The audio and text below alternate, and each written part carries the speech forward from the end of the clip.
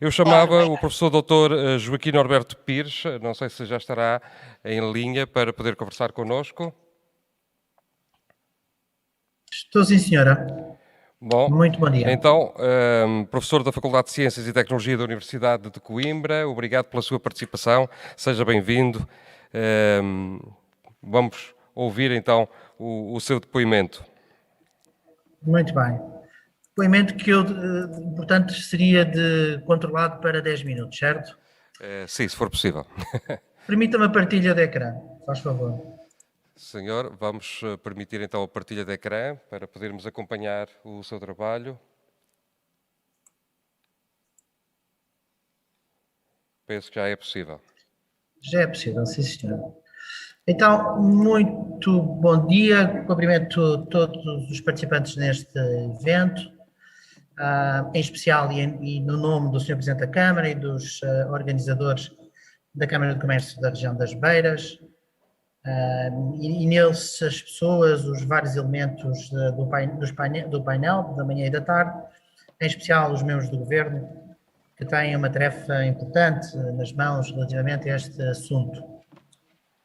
É um assunto muito complexo, que não é, apesar de tudo, eu tenho uma visão sobre esta área muito, por um lado, profissional. Eu trabalho, sou homem de tecnologia, de automação, robótica, etc. Portanto, contribuo em várias vertentes, quer no lado do ID, quer do lado das empresas, para a adoção de tecnologia na sociedade, mas tenho uma visão muito desapaixonada da tecnologia, uma visão que alerta para algum cuidado com aquilo que dizemos relativamente ao processo de introdução de tecnologia na sociedade, nos vários aspectos da sociedade, e aquilo que associamos à tecnologia como sendo um manancial de soluções para tudo.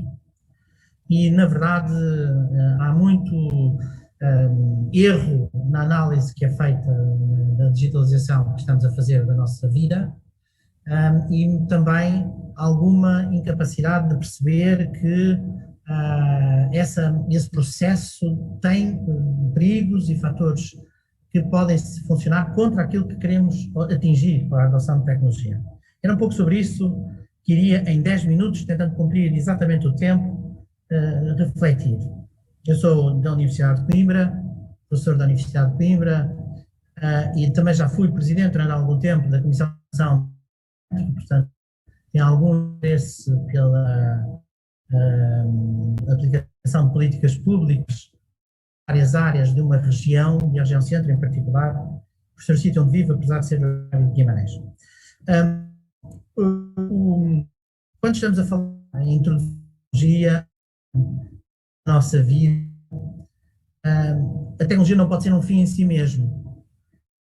Ela, de forma alguma, é sinónimo de inclusão, nem de bem-estar, nem de flexibilidade, não significa conforto, não significa maior competitividade.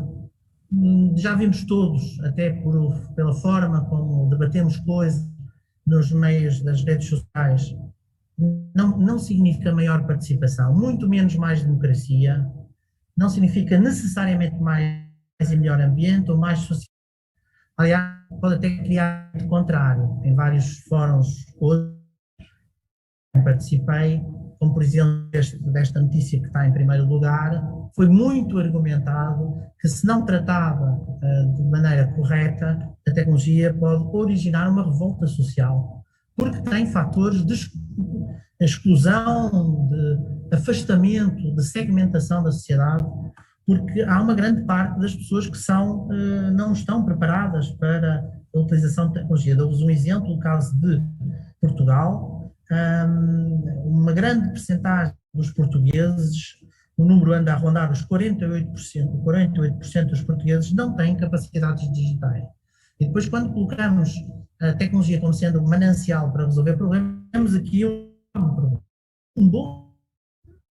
Foi o que aconteceu com a indústria 4.0. Isto são dados e depois confirmados em 2010. A introdução da tecnologia na indústria de uma maneira geral, em toda a indústria, não só em nenhum lugar nacional, causou enormíssimos problemas de emprego.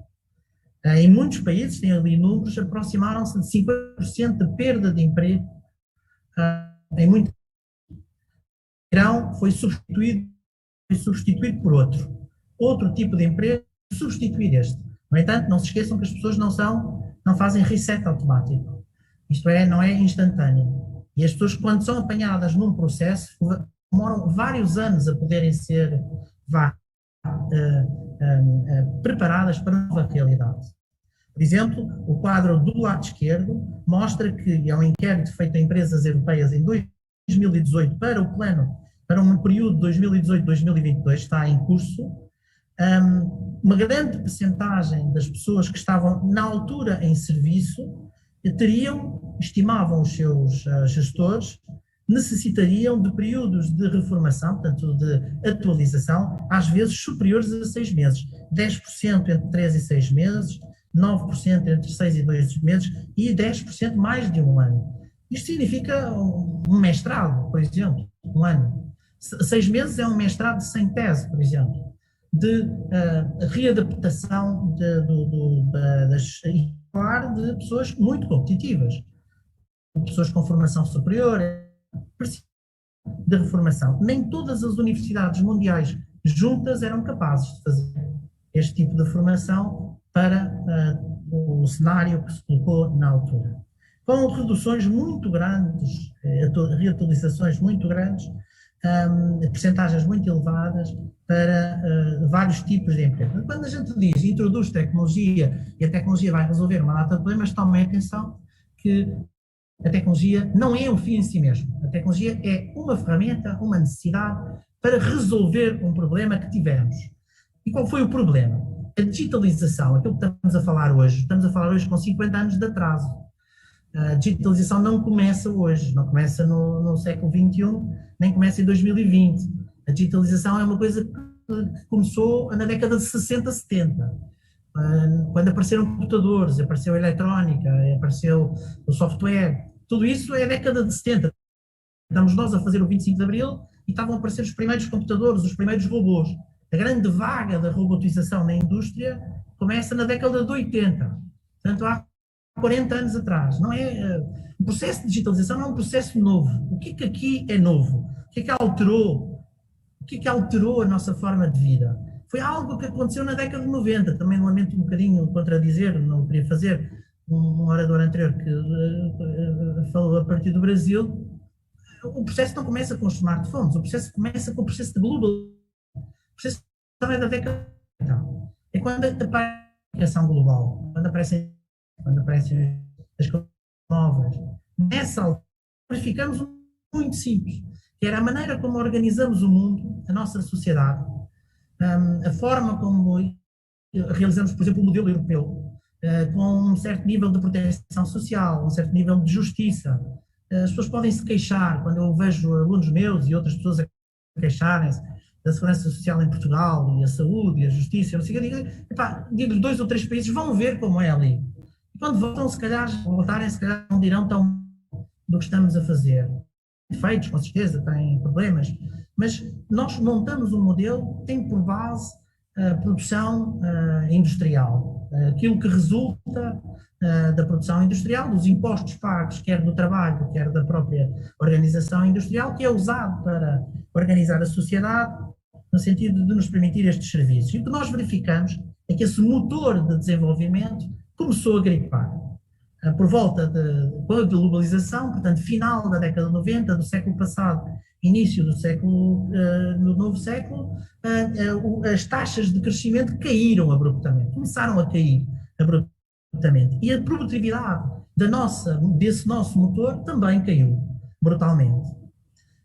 Começou na altura da década de 90, começamos a ter um mundo global, vários competidores, por razões políticas, várias e muitas delas boas, fechamos os olhos a trocas comerciais com locais em que não tinham exatamente os mesmos custos de contexto, a mesma organização política, etc. E, portanto, tinham custos de produção muito mais baixos e, quando competiam connosco, competiam de forma algo injusta. E a verdade é que isso teve um efeito no nosso crescimento económico e na nossa produtividade. E com isso, como isso é a fonte de rendimento para o nosso modelo social, político, a nossa forma como nos organizamos, a partir do momento que esse recurso se tornou mais escasso, começamos a ter um problema. E esse problema é este: as novas gerações, desde há uma ou duas gerações atrás, deixou de acontecer aquilo que todas as gerações pensavam, é que iam ganhar mais do que um filho, ia ganhar mais que o pai e que o avô, e sucessivamente. Nas últimas gerações, a expectativa é exatamente a contrária, há menos riqueza disponível para distribuir, e por mais pessoas, isso causa imensos conflitos que começamos a observar desde há algum tempo nos vários países, até no espaço europeu, tentativas de fechar fronteiras, o nascer dos nacionalismos. Estes problemas que temos com as migrações acontecem porque não temos a capacidade de acomodar aqueles que já cá vivem e, portanto, que haja emprego, recursos para o modelo social que tentamos manter e, portanto, tudo isso deu origem a este problema. Grande parte das empresas o que fizeram no final da década de 90 foi aquilo que se chama um penso rápido. Tentaram deslocalizar, fizeram duas coisas. Tentaram deslocalizar para sítios onde os custos de produção eram baixos e tentaram aumentar instalações no sentido de racionalizar, aumentando, ganhando dimensão para a sua forma, a sua atividade. O resultado foi um bocadinho, enfim, durante algum tempo isso resolveu o problema. As taxas de crescimento, a atividade aumentaram ligeiramente e o problema parecia resolvido, ou parecia que seria essa a solução. Portugal fez isso também, como pequeno país, mas deslocou várias empresas para espaços onde os custos de contexto eram mais baixos e com isso ganhou-se alguma competitividade. Claro que esses espaços também evoluíram, deixaram de ser uma diferença tão grande relativamente ao estado dos nossos países e portanto, o efeito anulou-se e voltamos com taxas de crescimento mais baixas. Aliás, os quadros anteriores mostram que a partir de 2014, 2015 voltaram a descer e a aproximar-se muito de zero. Taxas de crescimento muito próximas de zero. Portanto, a indústria, esta ideia da digitalização é um plano.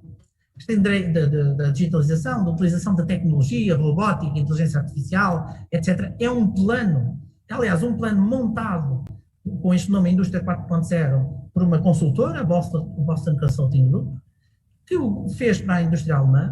Portanto, é um plano para reganhar competitividade, tendo por base uma plataforma tecnológica. Portanto, a ideia base é de construir uma solução, uma plataforma tecnológica totalmente digital, digitalizar todo o processo da cadeia logística, desde as matérias-primas até ao produto final.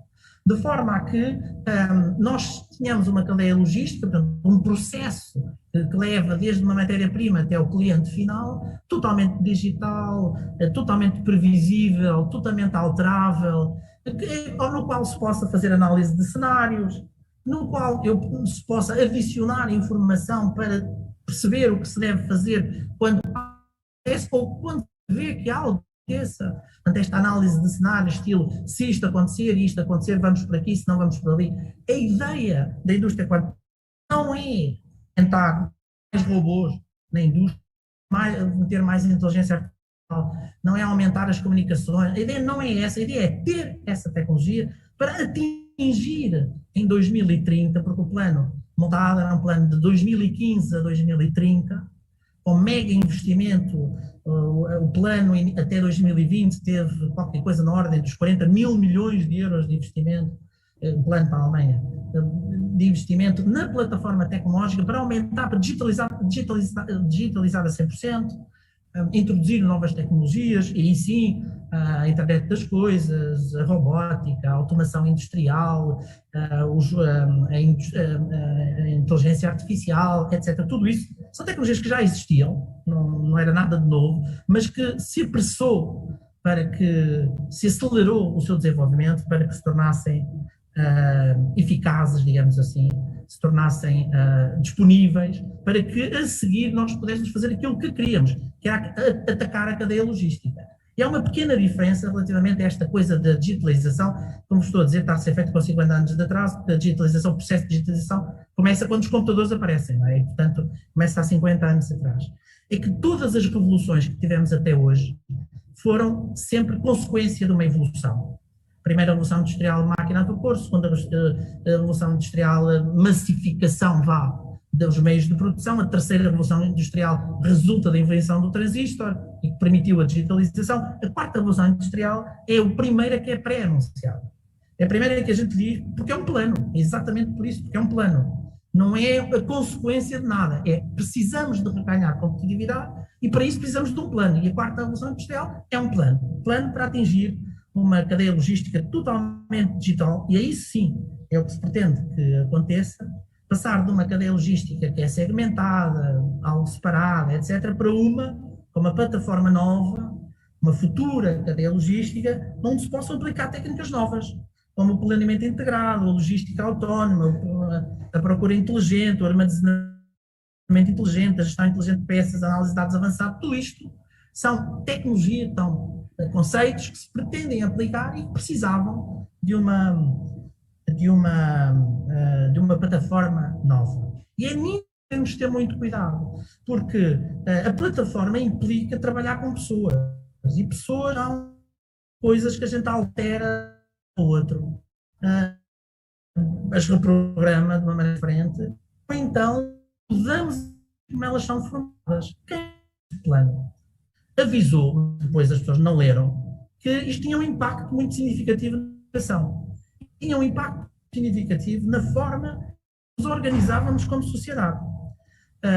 E ninguém ligou a isso, ninguém se preparou. Qual foi o país que, a maneira de educar, preparar as pessoas? Não. Uma maneira mais ou menos constante em todos os países.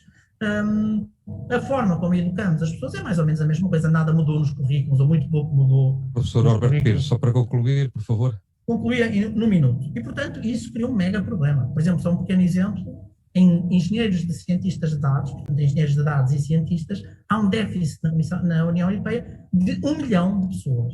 Isso é muito difícil de cobrir. A pandemia veio sinalizar bem este problema. Apesar de nós estarmos a apostar muito em tecnologia, quando a pandemia bateu forte e nos obrigou a estar em casa, verificamos que as ferramentas que existiam não nos permitiram obviar os maiores efeitos, e vimos empresas paradas, pessoas em casa sem rendimentos, etc., apesar da tecnologia toda à volta. Eu colocaria o foco, e terminava com este slide, em 6 coisas. Para aqueles que têm que decidir política, que têm que pegar em recursos, PRR e outros recursos que estão colocados à nossa disposição para definir políticas para o futuro. Primeiro lugar é a capacitação das pessoas. Nada disto se faz sem pessoas. Eu não quero viver num mundo de máquinas, em que as máquinas é que mandam. Isto implica capacitar pessoas, e tem que haver um esforço muito sério de educação aos vários níveis das pessoas, não é só as pessoas de baixa idade, as pessoas também que estão na faixa dos 30 anos, dos 40 anos, dos 50 anos, ainda têm muitos anos de vida ativa e que precisam de ser mudadas. Depois, a adoção de equipamentos que permitam trabalhar de forma, enfim, que permitem reforçar competências competitivas. Os Innovation Hubs são muito interessantes, a ideia dos Innovation Hub é muito interessante, desde que aproxime a indústria dos centros onde se faz, porque, de uma maneira geral, estas coisas tentam-se fazer depois de maneira muito separada.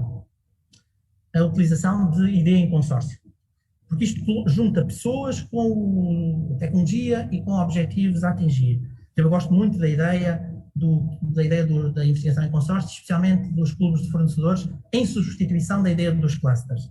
A capacidade de construir, sei que está no plano do governo, de construir testbeds centrados em áreas estratégicas, portanto, instalação de capacidade de demonstração em áreas estratégicas que sejam centradas nas empresas e não em entidades públicas ou entidades do sistema tecnológico nacional.